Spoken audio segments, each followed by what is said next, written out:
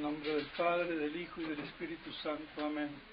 Amados hermanos en nuestro Señor Jesucristo, nos encontramos en el quinto domingo después de Pentecostés y en el Evangelio de hoy, tomado de San Mateo, vemos cómo nuestro Señor les dice a sus discípulos que su justicia sea más cumplida que la de los fariseos y de los escribas, de esa élite religiosa del pueblo elegido que había tergiversado, corrompido la ley de Moisés por una mala exégesis, una mala interpretación, comprensión, que las retorcía. Y eso no es un atributo únicamente de ellos y un peligro para todo religioso, sino también para nosotros, católicos, apostólicos y romanos, puesto que también eso puede ocurrir, y de hecho ha ocurrido. Nada más mencionar, como ya de algún modo lo he hecho, todo el concepto de una moral externa, de obligación que no tiene la finalidad del bien común y de Dios, de la beatitud eterna, sino más bien en la ley rigurosa y el pecado. Y no mira lo que hace en sí, bueno o malo, el acto humano, no por la conformidad material a la ley como una obligación que coarta mi libertad, sino por la finalidad con que la haga, y la ley me ayuda a mi libertad. Todo lo que ha acontecido con la llamada casuística y toda la moral pervertida por el nominalismo voluntarista de Ockham, del cual ya medios les he hablado. Pues bien, así nuestro Señor les dice que vuestra justicia sea más cumplida. Si os acordáis que tienes algo contra tu hermano, que tu hermano tiene algo contra ti, deja la ofrenda, deja de ir a misa, primero te reconcilias y después llevas la ofrenda, después vas a la misa, después comulgas, porque yo no puedo agradar a Dios, creer que cumplo con el precepto dominical y tengo encono, odio, rencor, no perdono a mi hermano. Así de claro y de tajante.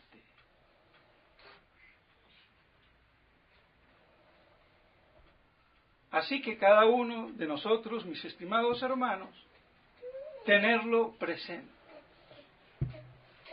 Es la ley de la caridad, la ley del amor a Dios y al prójimo. Y hay del que hable mal del hermano, no solamente el que mata. Habéis oído de no matar, yo os digo mucho más. Ahí nuestro Señor dice, yo os digo, por encima de Moisés y de la ley de Moisés, que Él vino a completar y a hacer cumplida. Ante la apariencia de virtud, de santidad, que eso quiere decir la justicia en términos generales, toda virtud, y de modo particular la justicia como virtud que tiene por objeto específico el bien común, el cual toda otra virtud lo tiene, pero indirectamente. Por eso se llegaba a parangonar la justicia en términos generales con toda virtud, con la santidad, porque todos los actos humanos virtuosos tienen indirectamente como objeto el bien común, pero la justicia como virtud específica y propia tiene el bien común no indirectamente, sino propia y directamente por objeto. Y la justicia, en las dos acepciones, entre los fariseos y los escribas, era nula, aunque muy apegada a la letra, pero que mata porque les faltaba el espíritu de verdad, de caridad. Y se quedaban en la leguleyada, en el precepto externo, en el cumplimiento externo, olvidando lo interior, la intención, la voluntad, el querer recto.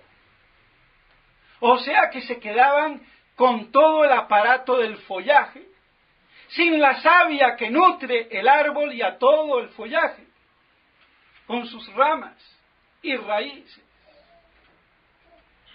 Ese era el pecado del fariseísmo, la corrupción de lo religioso, aparente santidad, aparente virtud, aparente justicia, aparente cumplimiento, pero nulo. Y que eso no nos pasa a nosotros, que nos pasa a mí, a ustedes y a todos si no tenemos cuidado. Si no estamos a cada rato controlando eso.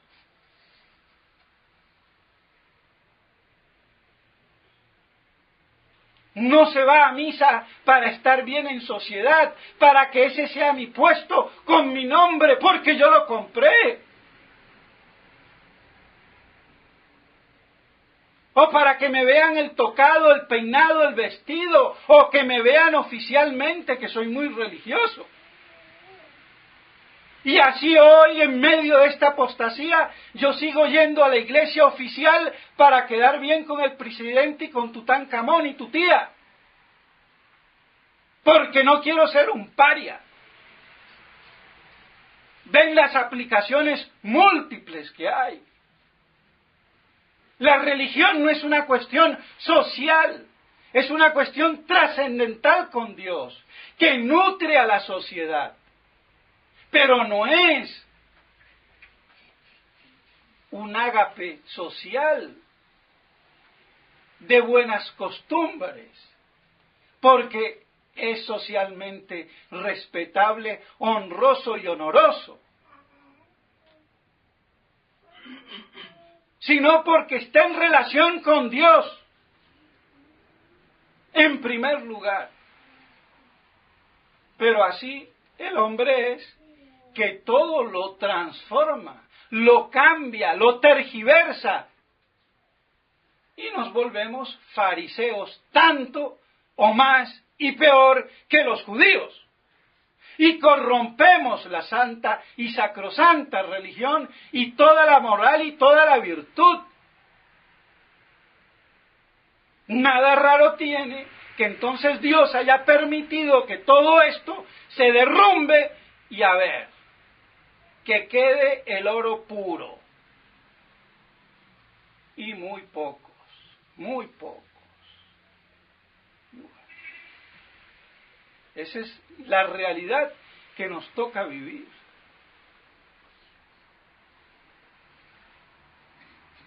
Y nuestro Señor por eso les dice que no solamente el que mata, sino el que puede matar de palabra, como decirle raca, estúpido, tonto o imbécil. Y ay de mí, ¿cuántas veces lo he dicho?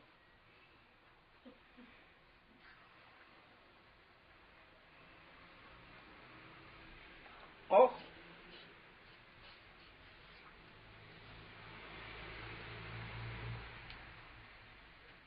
¿Qué quiere decir raca? Cabeza de chorlito, tonto, estúpido.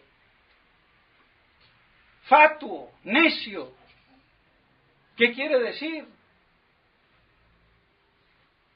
Todos esos improperios contra el prójimo matan, y quizás matan más el alma que matar el cuerpo, como advierte el padre Castellani. Por eso hay que tener mucho cuidado con no ofender al prójimo, con no irritarse contra el prójimo, con no dejarse llevar con la ira. Y ay, Dios mío, ¿qué pasa con la ira?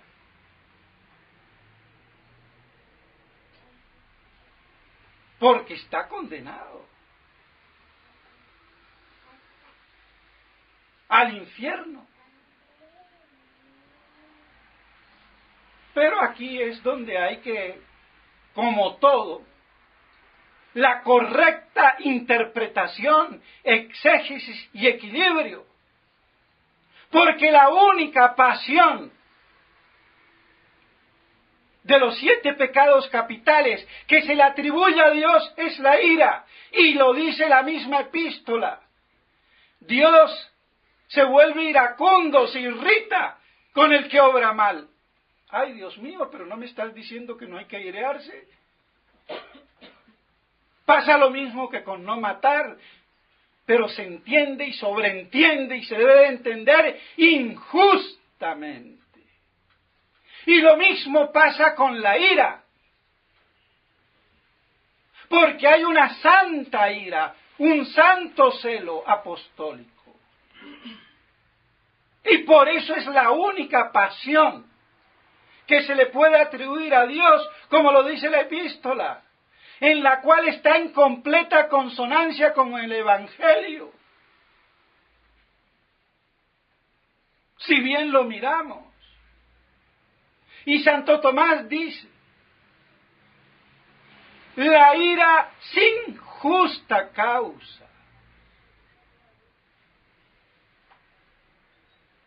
Porque hay una santa ira con justa causa, porque la ira es un movimiento del alma con ánimo de destruir, de hacer daño, de reivindicar, de venganza contra el prójimo. Y de ahí los odios y la muerte. Por eso es digno del infierno. Esa es la ira entonces consentida con el objeto de la impetuosidad del alma para hacer daño al prójimo. Pero si se tiene ira de celo por la justicia, con causa, no para hacer daño, sino para corregir, para que la justicia y el bien común que ella salvaguarda sean respetados, es muy distinto. ¿Se dan cuenta? ¿Nos damos cuenta? La diferencia. Por eso Dios es iracundo con los que obran mal.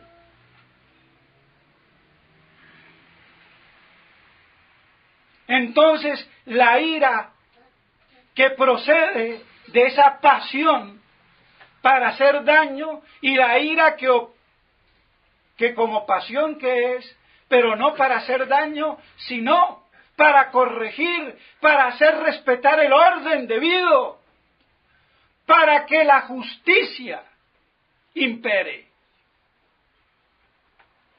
Y por eso esa justicia, con pena de muerte al que vulnera el bien común de la sociedad.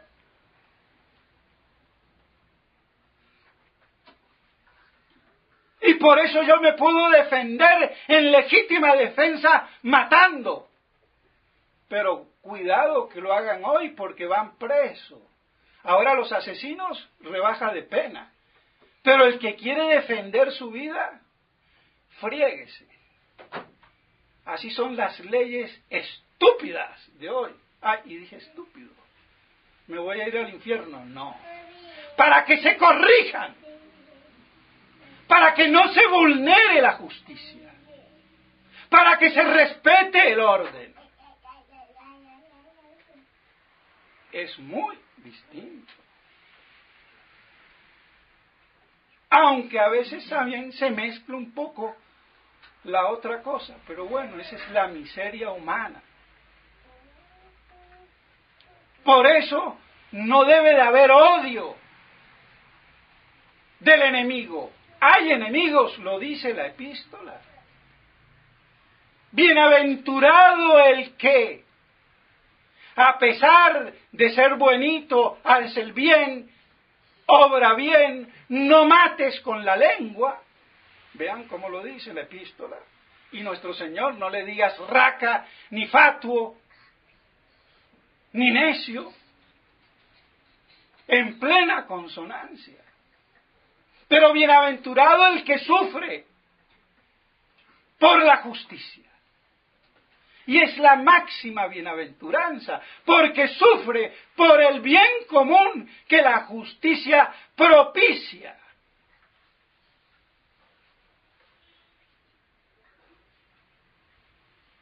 Y no hagáis el mal. Entonces el que sufre por la justicia, por el bien común, bienaventurado. Está clarísimo. Pero ven cómo todas las cosas hay que interpretarlas con equilibrio. Porque las herejías salen de desequilibradas interpretaciones exegéticas, que se quedan con una parte de la verdad y matan la otra, como el cáncer. Se forma un tumor maligno. Empieza a reproducirse en beneficio propio en contra del bien común de todo el cuerpo. Un cáncer. Así pasa en el orden espiritual. Entonces, la santa ira y la maldita ira.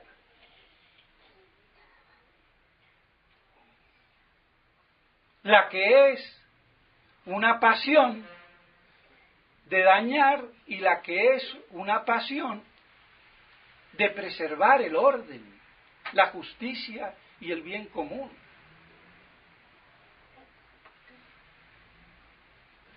Sin negar que hay enemigos, porque nos los dice las Escrituras, bienaventurado el que sufre.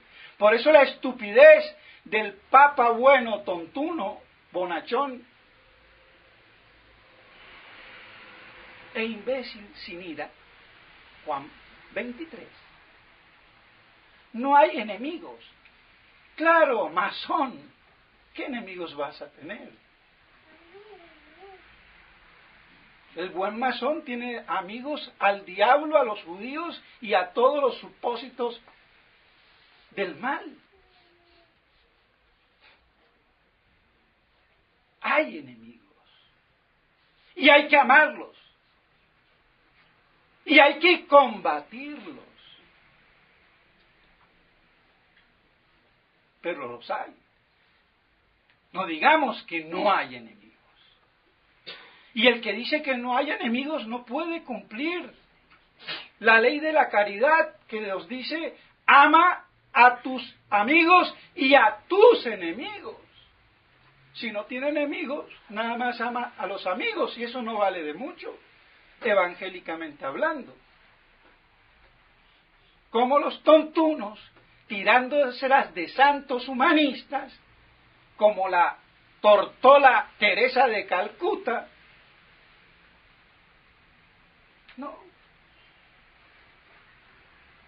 No hay enemigos. Sí, los hay, y los tengo que amar. Y si no los hay, pues no cumplo con la ley de la caridad de amar a los enemigos y a los enemigos, porque amar a los amigos, qué gracia, qué chiste, qué fácil. pero son tan imbéciles que no se dan cuenta. ¿Y por qué imbéciles? Porque están conculcando la verdad, el bien común. Fomentan el desorden, son criminales del alma. Peor que si mataran, porque están matando el espíritu. Pues bien, mis estimados hermanos, vemos cómo queda correctamente interpretado con la ayuda y la gracia de Dios y la doctrina de la Iglesia, esto que podría ser un problemita. Y para mí, uy, Dios mío. Y no por eso ya tengo el cielo ganado. Pero ese cuento chino, que el curita es de cachetito colorado, medio gay o geisha o como sea, y que habla pasito y que sí, su merced, y que la gente quiere que el curita sea así. Esos tienen un concepto afeminado de la religión. ¿O qué fueron a ver con San Juan Bautista? ¿Una niñita de 15 años en el desierto? ¡Ojo! Con esa falsificación que ha permitido que la Iglesia se llene de homosexuales, pedrastas y degenerados.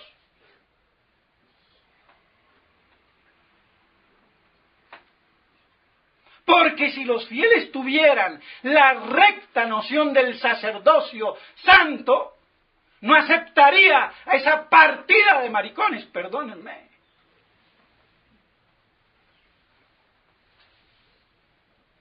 Y encima, ¡qué santito! Tu abuela. Eso demuestra el grado de degeneración mental, espiritual y moral. ¿Ya ven? Dios mío. Pero las cosas como son. Y nuestro Señor no cogió 2 veces fuete limpio. El dulce Jesús, que a veces me lo ponen ahí como si fuera una niñita rubicunda. A latigazos al comenzar y al terminar. El dulce Jesús. Que me lo pintan a veces como muy marionetita. Esas herejías del arte. No nos olvidemos, virtud viene de vir, de varón, de virilidad. Para hombres y para mujeres. Es unisex, como diríamos hoy.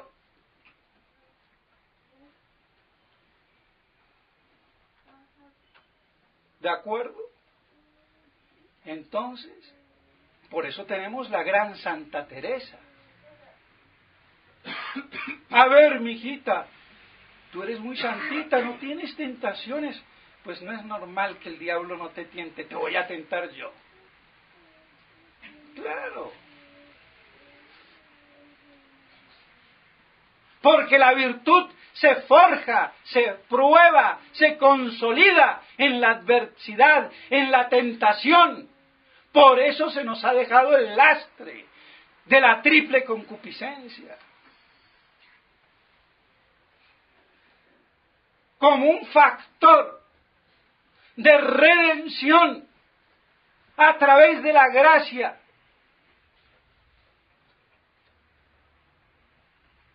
Ese es el arte del saber católico, hoy casi olvidado. Pero bueno.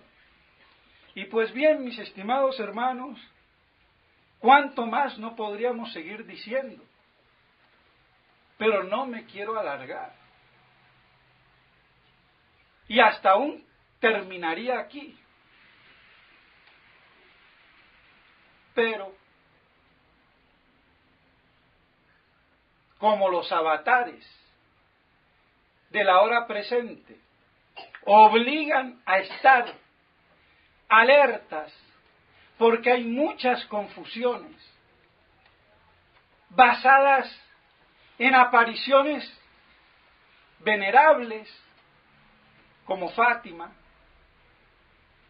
Toca puntualizar.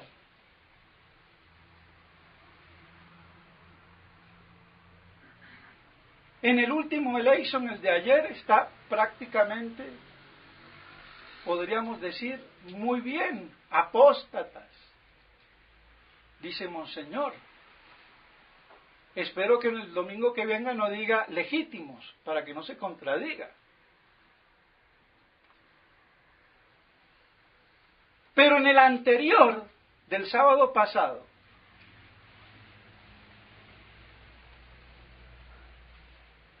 Fátima invertida, sí, Monseñor, Fátima invertida. ¿Y quién lo dice? Yo. O yo, maestro. Porque saben que los argentinos, qué negocio, ¿no?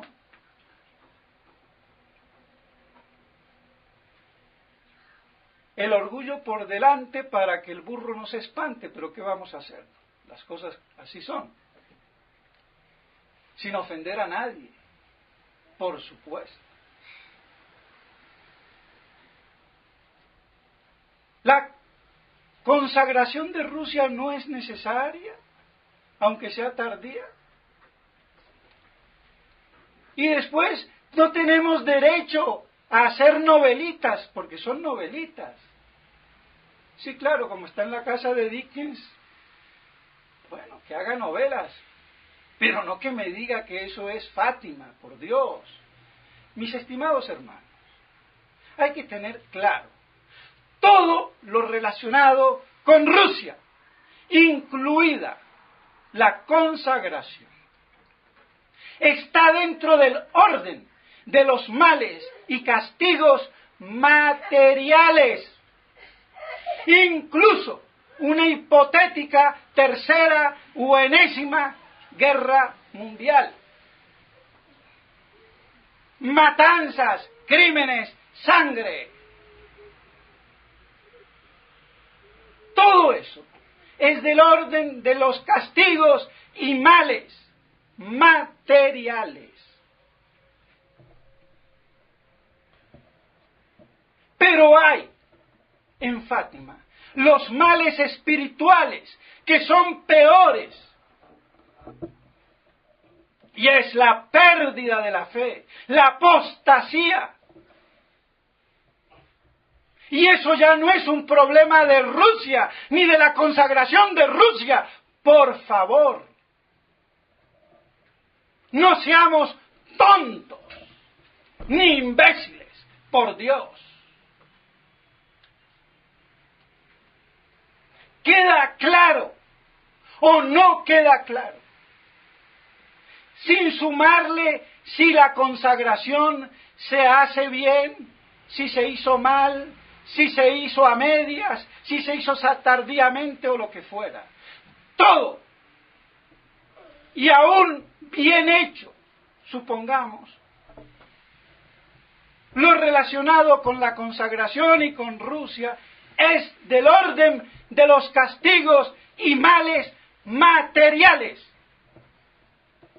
Pero me falta el tercer secreto o parte del secreto, que son los males espirituales. Como decía el padre Alonso, como indicaba el padre Fuentes, mexicano postulador de la causa de beatificación y que después lo arrinconaron, porque hablaba de la última batalla decisiva,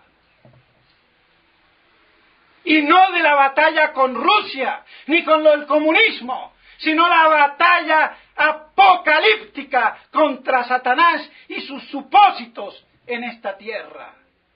El problema del Vaticano apóstata y de Roma apóstata no es Rusia, por favor, ni los chinos, ni los japoneses. Por eso aquí Putin, o como se diga, no tiene nada que hacer. aunque yo le ponga la fotito ahí muy amorosa, que parece muy bonito y cariñoso, ¿será que se está enamorando? Por Dios. Las cosas como son. Claro que la Santa Rusia y la venerable Rusa, por supuesto, país muy católico, pero ¿por qué cayó en el comunismo? Por el castigo de su herejía ortodoxa. Eso hay que decirlo. ¿O qué se cree? Que la Santa Rusia, por no permanecer fiel, y después de hacer de la religión derecho de Estado,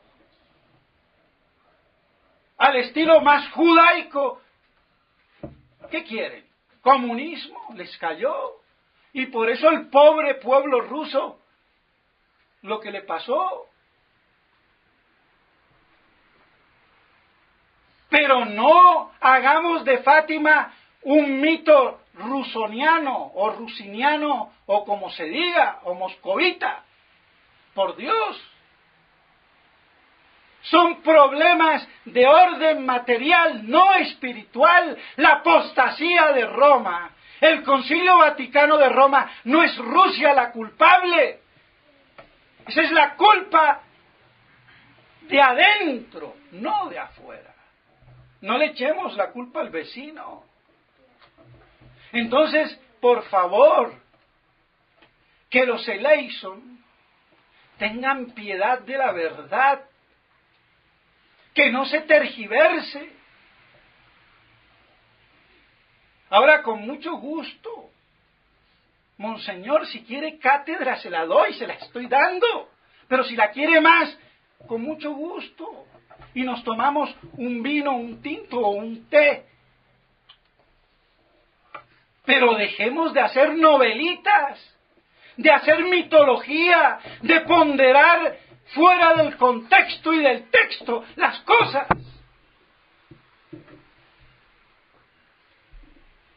Claro que él no es el único, hay que decirlo. Este error viene desde siempre después de Fátima. La consagración de Rusia.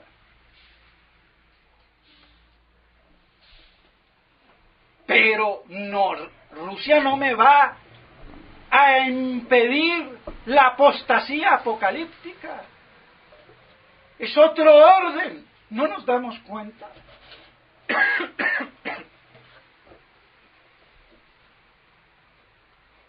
¿Y a qué religión se va a convertir Rusia? A la del Vaticano. ¿Y cuál es? La apostasía modernista. Si es que se convierte. Por Dios, estamos todos sonámbulos.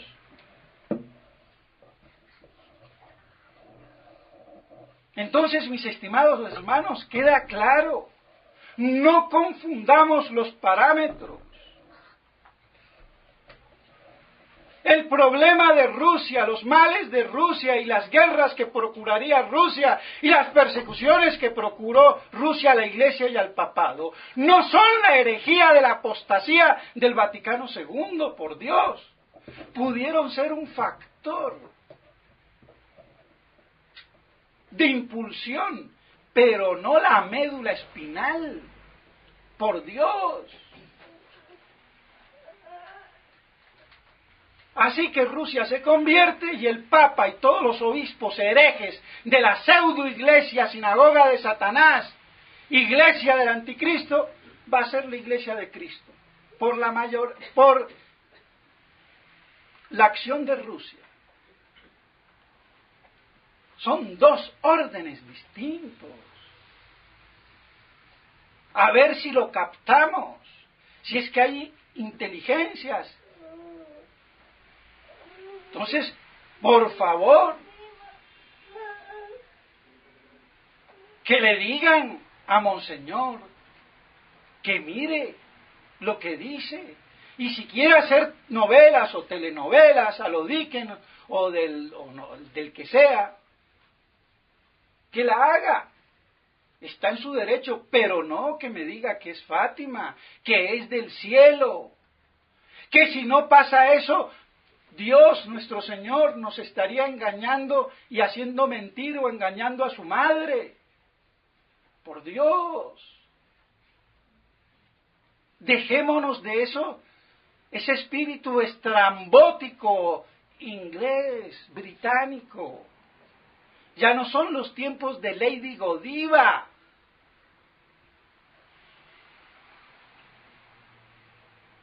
Por Dios. Es que no puede ser. Más vale callar. Pero claro, la paz. Pero ¿qué paz quieres? La paz absoluta, parusiaca, de la palinginesia, de la apocatástasis, de la parusía. Esa no es con Rusia, esa es con la venida de Cristo. Y la otra paz es una paz relativa, que se puede dar o no dar, y que se dio en parte porque Rusia no se tragó a toda Europa, se frenó. Se convirtió de ese deseo bélico de aplastar con su bota comunista, atea, toda Europa y Occidente. Pero no cambiemos los parámetros proféticos. Pero claro, esto no lo ven ni los fatimólogos de renombre, y entonces, ¿qué quieren? Pero ¿cómo lo van a ver? Si no tienen la llave apocalíptica, y menos milenarista. Y aquí de paso los de forro católico, esos judaizantes imbéciles, el Logan ese que se atreva a poner su nombre.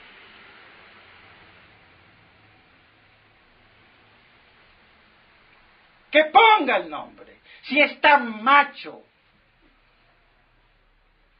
Porque es muy fácil estar haciendo críticas detrás de una máscara.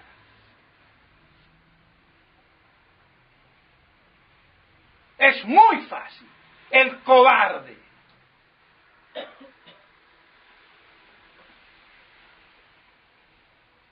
Que se identifique. Y hablamos de hombre a hombre, y espero que no sea gay.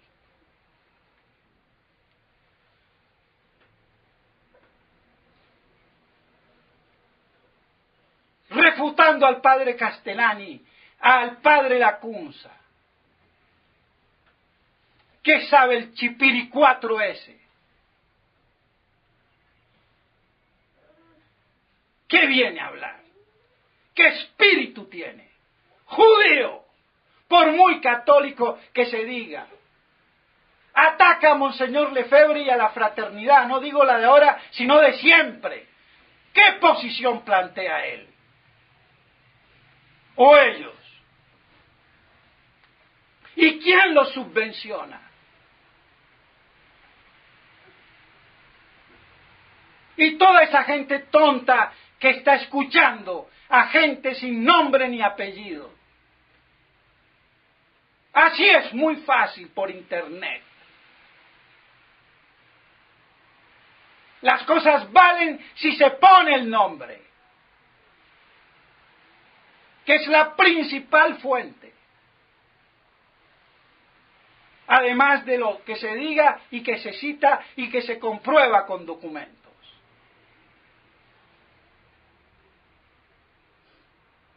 Que es el colmo. Pero claro, como hay gran parte de la tradición sedevacantista, visceral, a ultranza,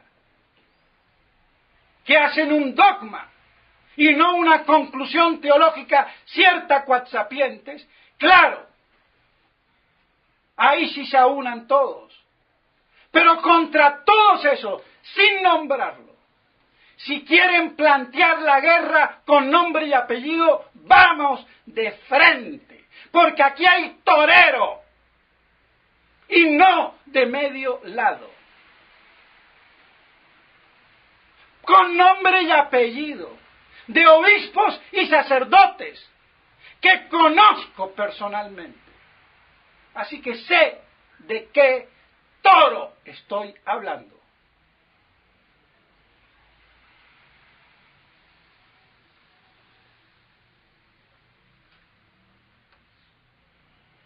Porque a las cosas de frente, y si estamos por la verdad, con corazón sincero, pues tendríamos que ponernos hasta de acuerdo.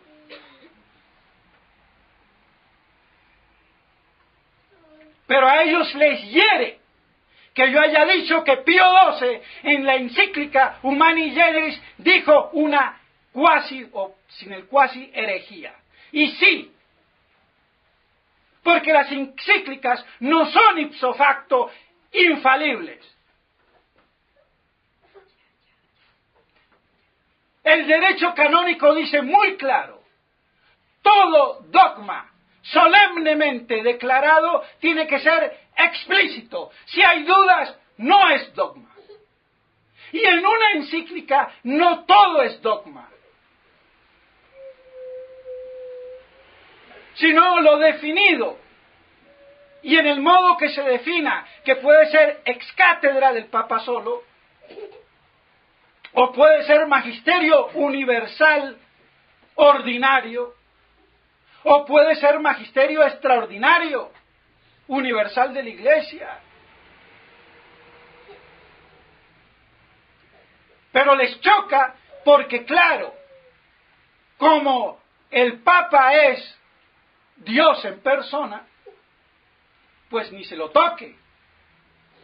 No es Dios en persona. Es una persona investida del poder divino e infalible de Dios dentro de sus parámetros. Pero no tiene la infalibilidad absoluta. ¿Por qué se equivocó San Vicente Ferrer y creía que el verdadero Papa no era? Y estuvo con el antipapa Benedicto XIII y de ahí de sus 13, Pedro de Luna. Y después se dio cuenta. Pero es que no saben lo que es el magisterio de la Iglesia. Y claro, no tienen la culpa, porque en aquella época de Con, Monseñor Williamson decía una cosa, el padre Posetto decía otra, el padre no sé qué otra, y nunca hubo una doctrina definida. Y por eso me tocó a mí, a punta de pestaña, tratar de dilucidar un poco cuál es la doctrina cierta de la Iglesia.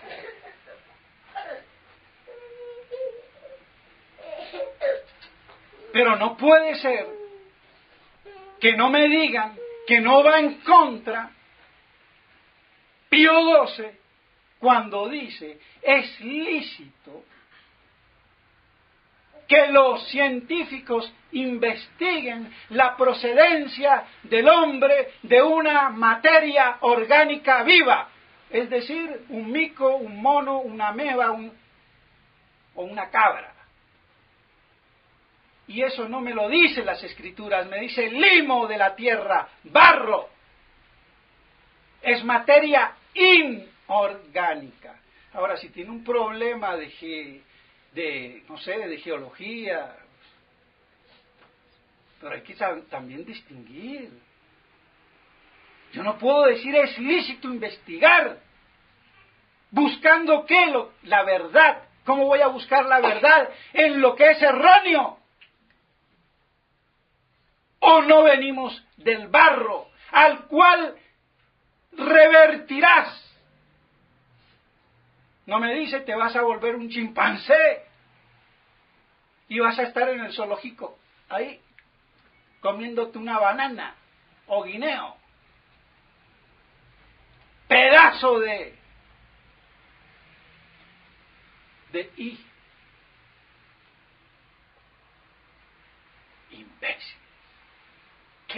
hacer. Pero si quieren discutir del tema, que lo hagan con nombre y apellido. A ver, entonces mis estimados hermanos, perdónenme, la alargué, pero ¿qué puedo hacer? Así es la situación. Y hay que dar cara, porque la iglesia tiene su doctrina. Aunque lamentablemente los obispos, que son los maestros ex officio de la doctrina, abundan por su ausencia. ¡Qué defección! No tenemos obispos doctos y virtuosos. ¿Qué vamos a hacer? Bueno, eso es un sufrimiento y hay que sufrirlo con paciencia. Amemos a nuestros enemigos, amemos a los imbéciles de forro católico para que sean más cuerdos y nos podamos tomar un tinto. Pero el error es el error. Luego, la conversión, que es lo que nos pide a todos nuestro Señor. Que la Santísima Virgen María nos ayude y que todas estas cosas, por favor, nos queden claras. En nombre del Padre, del Hijo y del Espíritu Santo. Amén.